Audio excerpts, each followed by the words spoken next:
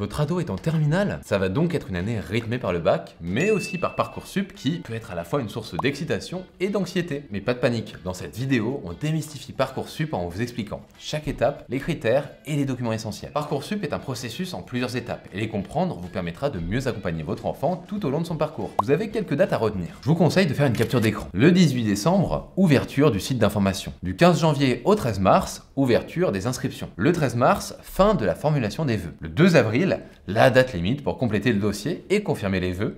Et le 10 juillet, la fin de la phase principale d'admission. Bon, avant de plonger tête baissée dans le processus d'inscription, il est impératif de prendre le temps de vous informer sur les différentes opportunités de formation qui s'offrent à votre enfant. Et ça, c'est à partir du 18 décembre. Alors, pourquoi se renseigner sur les formations? Eh bien, en premier lieu, étendre le champ des possibilités. En explorant un large éventail de formations, vous pouvez découvrir des options auxquelles votre ado n'avait peut-être pas encore pensé. En deux, avoir une adéquation aux intérêts et objectifs de votre enfant. Chaque formation a ses propres particularités, des critères de sélection et des perspectives professionnelles. En vous informant, vous pourrez mieux cerner celles qui correspondent aux aspirations académiques et aux passions de votre enfant. En 3, ça permet d'éviter les regrets éventuels. Le fait de prendre le temps de se renseigner réduit le risque de choix hâtifs ou impulsifs. Et en 4, ça permet de récolter des informations essentielles. Vous obtiendrez des informations sur les prérequis, les dates limites d'inscription, les modalités d'admission, les débouchés professionnels et bien plus encore. Ces détails seront essentiels pour bien préparer la suite du processus Parcoursup.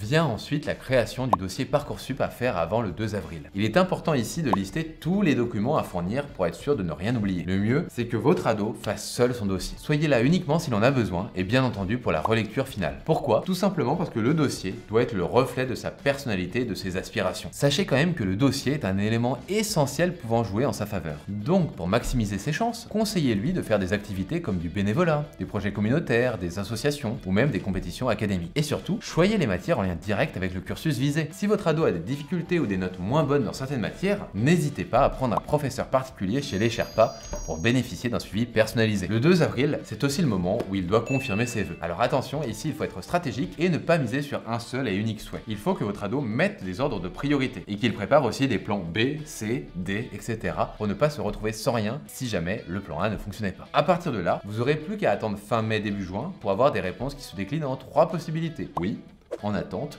ou non. Le oui et le non sont assez simples à comprendre. Par contre, le en attente signifie que votre ado est sur une liste d'attente et généralement, sa position vous sera communiquée. Avant de confirmer les vœux, assurez-vous que votre ado comprenne bien toutes les réponses qu'il a eues. Des fois, ça vaut le coup d'attendre un petit peu. Dernier conseil, ayez un calendrier spécial Parcoursup affiché dans le salon, dans la cuisine, dans sa chambre, bref, dans un endroit visible de tous. Le respect des échéances est crucial et votre ado ne doit pas perdre ça de vue. Vous voilà prêt à affronter Parcoursup avec assurance. Vous avez désormais les connaissances nécessaires pour guider votre ado à travers cette étape clé.